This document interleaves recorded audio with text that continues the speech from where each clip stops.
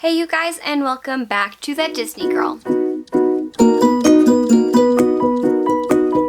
So this week we are going to be talking about one of the most infamous characters of the Haunted Mansion, and that is the Hatbox Ghost. So we're going to take a look at the theories behind the Hatbox Ghost's backstory, just the basic history of the Hatbox Ghost and how it literally has been disappearing from the Haunted Mansion for so long and then coming back. So we're going to take a look at all of that and see what theories we think are going to be true about this character in the Disney canon of fictional backstories. So in 1969, an album was released called The Story and Song from the Haunted Mansion, and in this, we got the Hatbox Ghost. He was described as this cloaked figure with a really creepy grinning face, and in this story, you were going to get two teenagers, and their names were Mike and Karen, and they were going to go into the Haunted Mansion and basically experience a whole bunch of stuff. And when you're listening to the entire album, it's kind of like as if you were going through the ride. You're going to go through a lot of the same rooms that you're going to experience when you're on the attraction,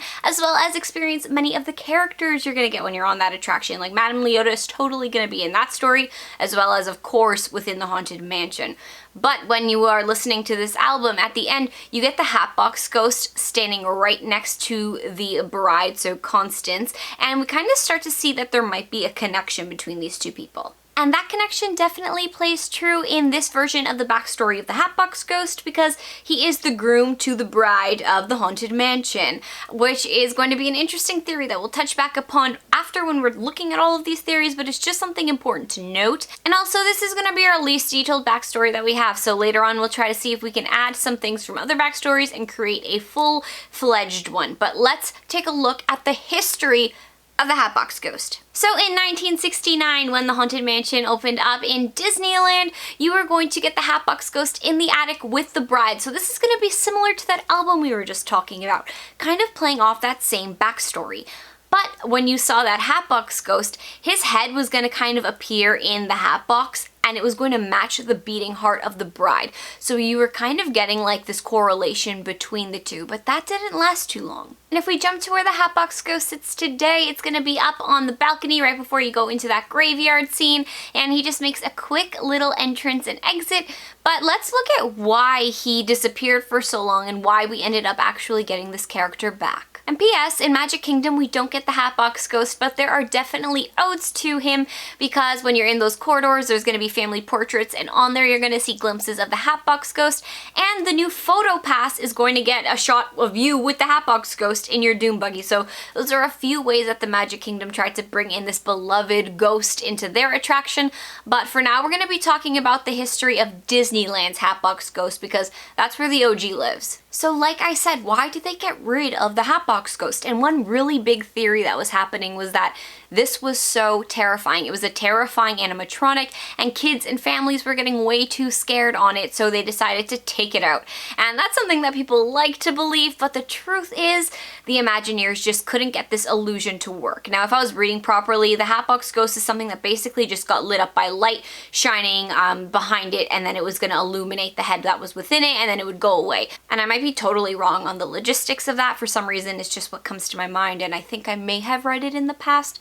But the important thing to note here is that it didn't end up working, so they decided to get rid of the animatronic altogether. I think the most interesting thing about the Hatbox Ghost is that it was an animatronic that was in the ride for barely any time, and for some reason hasn't been forgotten until this day. And one thing that Disney did was realize and capitalize on the love that people had on this character, and they started throwing him into all of their merchandise photos. And then in January of 2015, when they were taking down the overlay of the Haunted Mansion, people started noticing that there was a holographic scrim that was being put up around the balcony. And considering there were giant animatronics of the Hatbox Ghost at the previous D23, and like I said, all of that merchandise was pumping out the Hatbox Ghost, people were starting to believe that this animatronic was coming back to the attraction. And then right before May 9th, the Haunted Mansion ended up closing down for a refurbishment, and this refurbishment was indeed to bring that Hatbox Ghost right back to where it belongs. Okay, so obviously the Hatbox Ghost is super popular,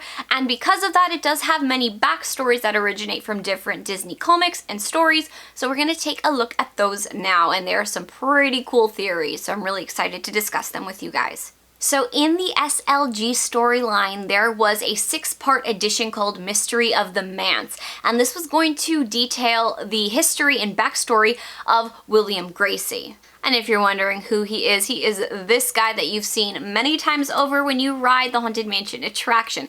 And maybe one day we'll discuss his whole backstory, but for today, we're gonna see how the Hatbox Ghost actually ties into his backstory as a living human being. So our story starts off with William Gracie as basically a pirate, kind of. So interesting. Maybe we could find a link here. I don't know. We'll see in the future. But he is indeed going to be a pirate boarding the ship in the Caribbean, and it's going to be a trading ship. And the captain of the ship is named Randall Pace. Now, Randall Pace is going to be the actual human real-life name of our Hatbox Ghost.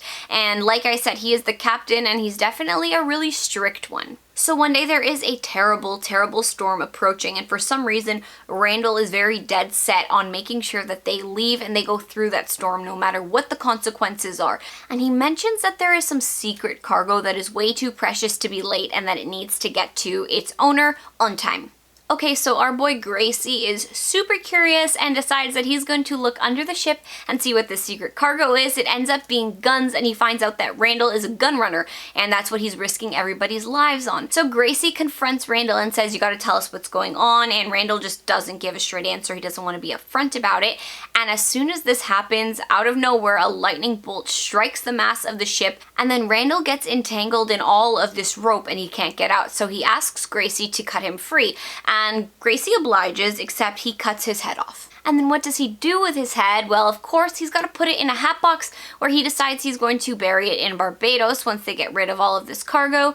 And then, spoiler alert, what Gracie does is he decides he's actually going to take use of that cargo, and he becomes a pirate called Captain Blood. So really interesting. Things definitely take a turn for Gracie. He is not the superhero that he kind of makes out to be at the beginning of the story, but moving on. So that's part 1 of the Mystery of the Manse storyline, and we don't really get to see Randall and the Hatbox Ghost back until part 5, so we're going to discuss that right now. So a little bit of backstory: when William Gracie became Captain Blood, he ended up killing his entire crew.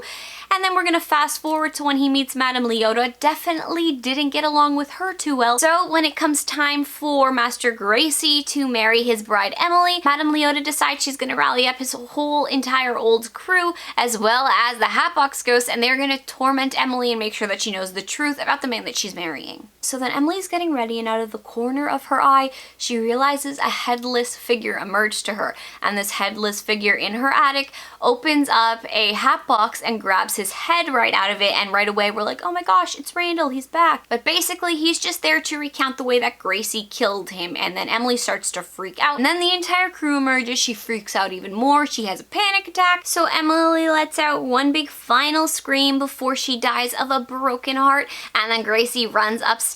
He sees that the Hatbox Ghost is looming over her dead body. He reminds Gracie to thank Madame Leota for inviting him to that party, and then Gracie is just tormented and so sad to see that his loving soon-to-be wife is now dead. So that is our first backstory for the Hatbox Ghost, but now let's move on to the Disney Kingdom comics. So this is actually going to be a 5-issue comic book series that's going to be published under the Disney Kingdom line, but it was created by Marvel Comics, so just something interesting to throw in there. In these comics, you're going to follow our protagonist, and his name is going to be Danny. He ends up being inevitably drawn to the Haunted Mansion and with all of its 999 ghosts. So this is something that's somewhat paralleling the original album backstory that we talked about earlier, because you're getting this kind of like younger kid. In the first one, it was 2 younger kids, and they're just drawn to this Haunted Mansion, and then they're gonna go in and see what ensues. So in issue number 2, we get to see the Hatbox Ghost with the Captain, Madame Leota, and Constance, and it's revealed that these 4 actually died in the Haunted Mansion, so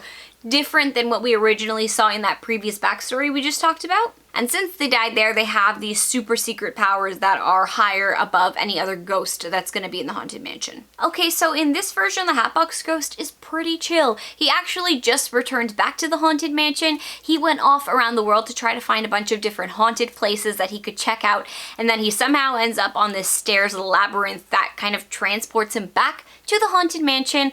And then he ends up seeing that Danny is being tormented by the Captain, and he ends up helping him out and getting him away from him. And at the end of the story, we can totally see that the Hatbox Ghost had it out for the Captain, because he ends up chopping off the Captain's head, putting it in one of his hat boxes and keeping it far, far away from his body. He does that so that his spirit can't fully return back to the body. And also I just want to tie in that the new interactive queue of the Haunted Mansion over in Magic Kingdom, you can see the tomb of the captain. So he's definitely something that was taken from the Disney Kingdom comics and put into the actual backstory of the attraction as a whole. And I just want to pull focus back to that original backstory that the Hatbox Ghost was Constance's groom, which could totally make sense. And like I mentioned earlier, Constance's heart was going to have a beat that was going to be timed out to the way that the Hatbox Ghost's face would appear in the box. So it was kind of like it would beat and bring that ghost to her, and then when it would stop beating, the face would disappear. So it kind of just gave them this instant bond,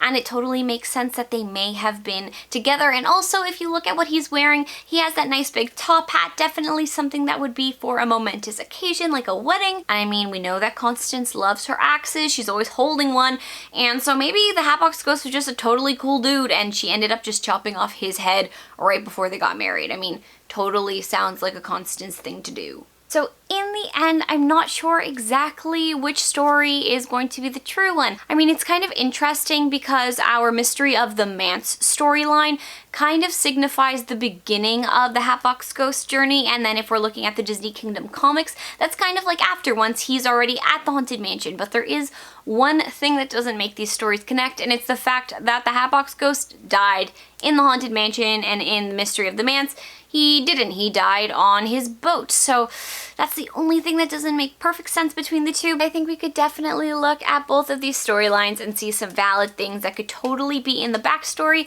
of the Hatbox Ghost. And of course, he could have ended up at the Haunted Mansion after he was beheaded and brought there by William Gracie, and then he ended up seeing Emily, Gracie's bride, falling in love with her. Maybe, who knows, maybe they had a little sort of history and a romance, and then finally she ended up seeing him without his head on, and then that whole story ended up happening. And then years down the line, once the Haunted Mansion is this place where all the happy haunts head to, then we got the entire Disney Kingdom comic storyline kind of popping up. I don't know if these are all going to make sense, but definitely let me know down below in the comments what bits you think are going to fit together perfectly, and if I'm missing anything about this backstory, let me know. Let's connect it even more. So I think that it is definitely very debatable that the Hatbox Ghost might be the most popular character in the Haunted Mansion.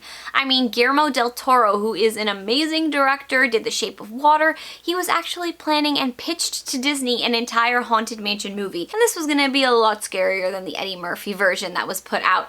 But when he put this out, he thought that the Hatbox Ghost was such a creepy and interesting character, and he said that that was going to be the central character of his films. Unfortunately, that film didn't end up actually getting made. I wish it did, because we might have been able to flesh out some more details of the Hatbox Ghost, see which bits from other backstories ended up tying together in that film, but alas, it did not happen, so we just gotta leave it up to our imaginations to put that together. Okay, so that's it. Now you know everything about the Hatbox Ghost, and if you enjoyed learning about him, you gotta give this video a nice big thumbs up, and make sure you comment down below what you thought about his backstory, all of its history of the Hatbox Ghost, and anything that I may have left out.